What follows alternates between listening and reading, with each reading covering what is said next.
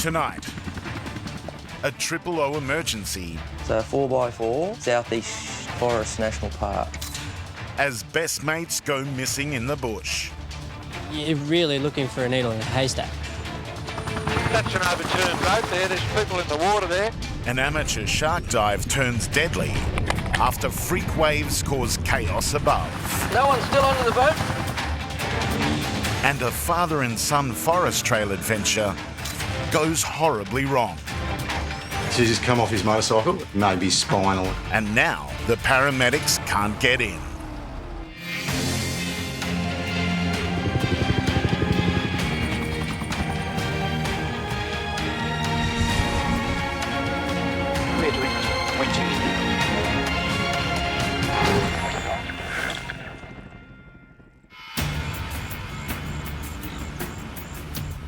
Maruya, on the south coast of New South Wales. And Westpac Lifesaver helicopter pilot Sam is responding to an urgent call for help from the local police. G'day, Sergeant. Yeah, we are available. The police are mounting a search for these two men, four-wheel driving mates Scott and Darren. They've been missing for 48 hours now. Lifesaver 23 is needed to play a crucial role in the search. It's a 4x4 in the Southeast Forest National Park. 5 days ago, Scott and Darren took off for a few nights in the bush in their four-wheel drive, but they haven't been seen since. When Darren didn't turn up for work, a worried colleague rang the police. Grave concerns are now held for their safety. One of our main concerns is going to be food and water and whether they've had any, and also whether they have any injuries. That's if they find them and they're still alive. The crew has an enormous task ahead of them. The Southeast Forests National Park covers more than 1,000 square kilometres. Once we get into the search area, we're going to get into our search formation.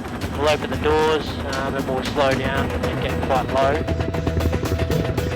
Ground crews are standing by on high alert. G'day, Sergeant. It's Lifesaver 23 here. The helicopter is the critical eyes of the search. Low-level searching doors. You're really looking for a needle in a haystack. You could cover so much land and still miss them because they're under a rock or between a tree or under a canopy. See a road down there, Josh. I'm going to try and pick up on that.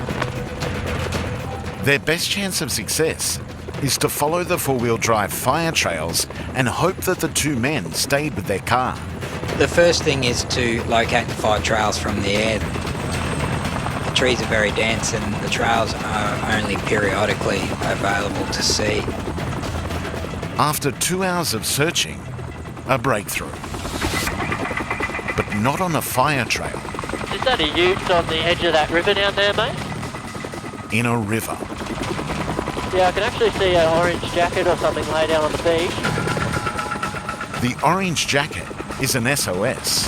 That's their ute in the river. I think you've nailed it, Josh. I can see the four-wheel drive and I've got that orange jacket. The four-wheel drive's there, but the two mates are nowhere to be seen.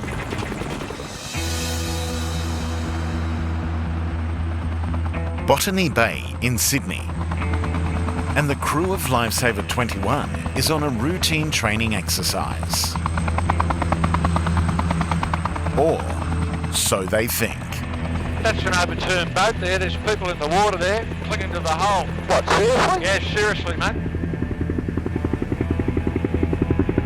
They've flown into a very real emergency situation. Sometimes rescues happen this way. Sheer good luck. Looks like we're going out of a training sortie here. We're going to a job. Rescue crewman John is straight into action. And crewman's at the door. And clear to remount the skid. The dive boat has capsized and is going down fast. I think we've got 4 heads at this stage. Amateur scuba divers Bill, Keith, Natasha and Ken had spent their morning diving with sharks. This is Keith's underwater camera footage. All was going well until a series of freak waves flipped their boat and left them stranded in open water. 5, 4, 3, 2, 1 and hold. The crewman's in the water. Rescue crewman John has a huge task on his hands. Everyone okay? No one's still under the boat? So much for the training mission. This is a high-pressure situation. We have 4 people in the water. I don't know their condition. We need to get them back up to the helicopter. Businesswoman Natasha is hooked into the winch harness. And clear to winch in. I'm going to winch you up first. Keep your arms by your side. Don't reach up when we go up. She was trapped inside the boat when it flipped. 20 above the water. 10 below the skids.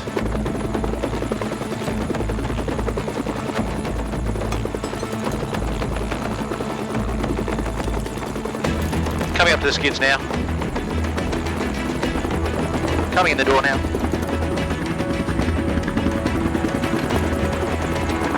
She's freezing cold and distressed. First guy was in the seat. He's just securing into the seatbelt. Secured in the seatbelt. Ready to go again? Get moving to the door. Clear to winch in. Clear to winch in. Johnny's connected up. Keeping him over to the door. 1 safe, 3 to go. In the water now. And as John returns, there's a new emergency. The boat owner, 68-year-old Ken, is in trouble. He can't remove his tanks, and he's starting to panic. Calm down. Definitely them, that's their ute in the river. The vehicle belonging to the missing four-wheel driving mates has been spotted deep inside the Southeast Forests National Park. But the men are nowhere to be seen. Is there anywhere to land? The trick here is to find some shorter trees. In this dense bushland, there's no chance of a landing. It's going to be a winch job. That's not a bad spot to winch in there, kind of. Yep. Moving Josh into the door.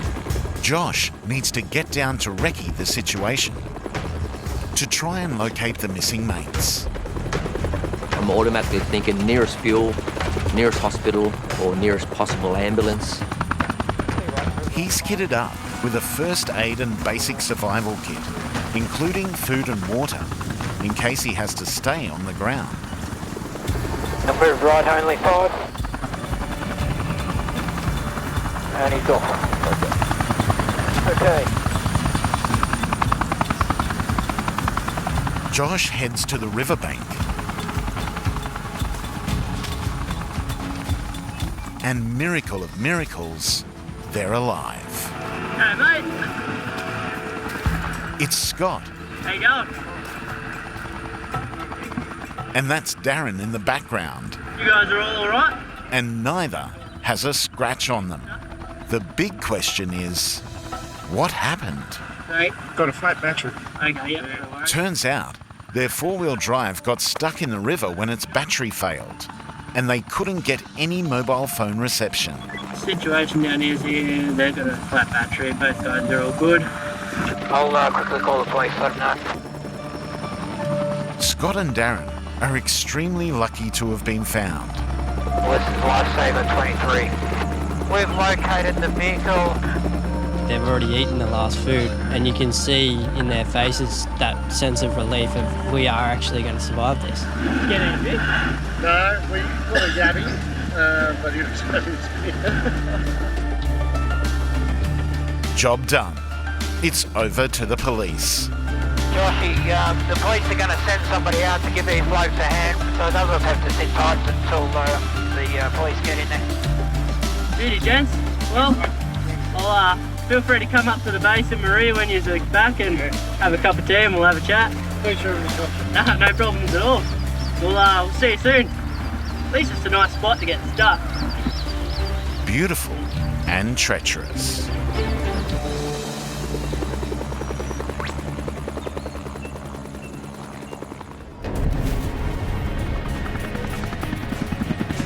Maintain that height.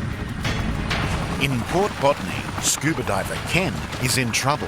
He's fatigued and his tanks are dragging him under. I've got to get your tanks on. Rescue crewman John tries to calm things down. Stop wriggling and let me help you. I'm waiting for a hookup. It was a training exercise that turned into an emergency. Air crewman Trevor navigates from above.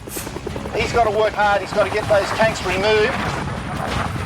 Once he does that, he's got to get the rescue strop around them. Ken fights hard to free himself from the tanks. That's it, well done. Patient strop is on. He's finally secured to the winch cable. So give it a signal. Clear to take the weight. And winching in. Ken's stressed and winching him up won't be easy. Keep your hands down, keep your hands down. Don't reach up to the helicopter, I'll slide you in. In a remarkable twist of fate, the retired policeman who spent his lifetime helping others in danger is the one being saved. He's fully in. Are you okay? Not injured? They're all fine, but there's not enough room on the chopper for their two friends who are still clinging to the sinking dive boat. We're going to drop you back and then we're going to come back for the other two. Two safe, two to go.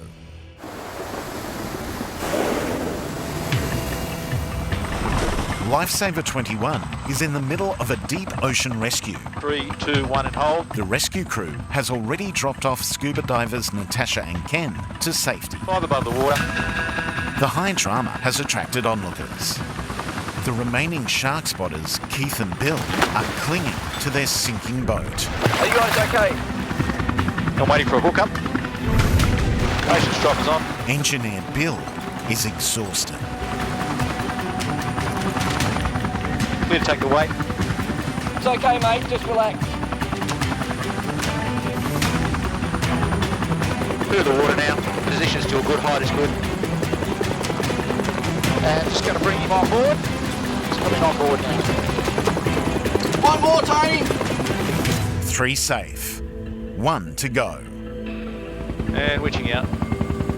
This is John's 4th back-to-back winch. It's a test of his stamina. Last man off the overturned dive boat is Army Officer Keith. Waiting for a hookup. Just calm down. John has got his last man. I'll have a signal. Clear to winch. Keith is cold and shaken.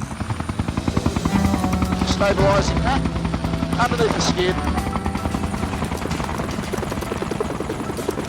Coming up the skids now with the patient. Down below, the boat is doomed. Very ready. Coming in the door with the patient. But thanks to the Westpac helicopter, the 4 scuba diving friends have a great yarn to tell their families. Okay, so we'll put them out once we get to the base, mate. Good job, guys.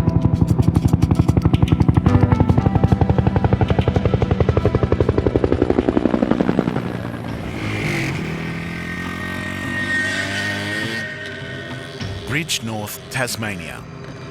And 54-year-old Michael and his son James are exploring the forest trails north of Launceston. But today's adventure has come to a terrifying halt. In Hobart, paramedic Dave takes the call. Fractured leg. He'll be there shortly. It's a male in his 50s who's just come off his motorcycle and he's got a leg injury, maybe spinal as well. That telephone call was from this vehicle, but the ambulance is bogged, and they're now hiking their way in to help Michael, who came off his motorbike at speed, right in front of his son James. He was the one who called the paramedics. It's a time-critical mission. Heli rescue is the only way to get Michael out. I've got that target, Dave, on the right-hand side. They've located the crash scene, but the tree canopy is just way too dense to land. Definitely not going to be landing in there or doing a hover exit. I agree. A bit further up the hill, I think it looks like there's a bit more of an open bit on the truck.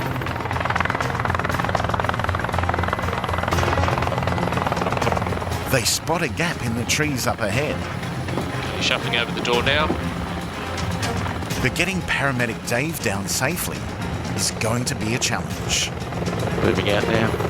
Continuing to move out.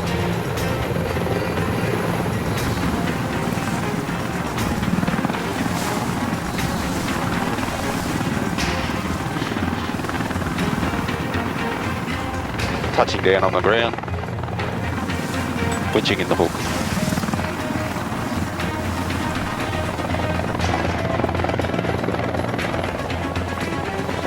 Hey, buddy. Local farmers help the bog paramedics get to the scene. They've already administered first aid to Michael. How's it going, mate? This is Michael. Hey, Michael. Michael, this is Dave. Come down the hill, the bike's fallen over on top of him. Got a fracture, was angulated. But Michael's still in excruciating pain. No one likes seeing their dad this way. Son James is the unsung hero here today. I was terrified. I thought he really hurt himself, and he actually did. Yeah, then rang the ambo straight away. After careful assessment, the paramedics have ruled out spinal injury, but his leg is badly broken. That leg hurts. Oh, that leg hurts. Michael has just been given ketamine for pain relief. The pain. It's a powerful drug, but it can also have strange side effects, inducing an altered state of consciousness. Freaky, man. This is like ice. And it's starting to kick in. Paramedic Dave has to be careful not to administer too much ketamine. Michael is a big man, and he has to be kept conscious for the winch up. We want you to have a little bit of pain, but are much more conscious. I don't want you to panic and flail around. This is the most dangerous part of our job today.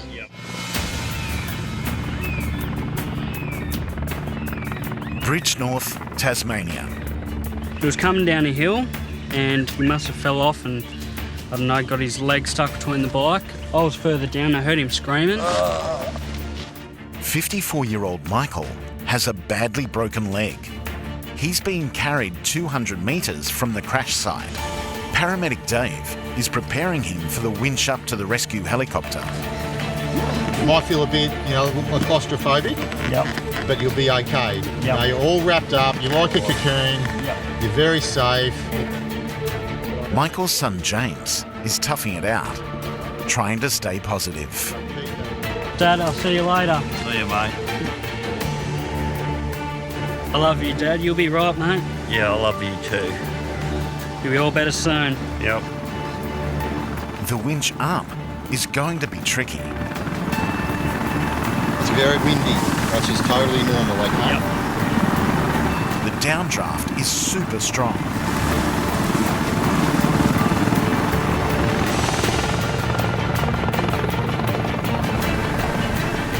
Dave has the hook. You're well protected, you're very safe. Stretcher is connected. He has the ground line in his hand. I have a clear thumbs up. How's the foot, Michael? Pitching in now. Michael, okay, mate, stay still. The chance you're going to bang your foot on things, but you just got to suck it up for the time being.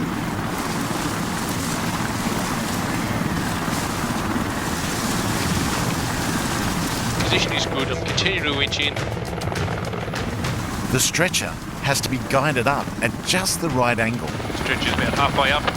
They've not been able to move much further. I'll keep winching in for another 10. The last thing they want to do is get it caught under the helicopter. Doing well. 10 below the skin. The stretcher starts to spin. Take your time. Doing well, mate. But aircrewman Josh gets it back under control. Bring the stretcher up to door level now. Ground line is released. Now bring the stretcher in the cabin. Michael is secure. Dave can also now be winched up. Son James can finally breathe a little easier, knowing his dad's in safe hands. I was a bit worried at first, because it was so far in the bush and I didn't know how useful it would get to me. I know he's safe and he's going to get better.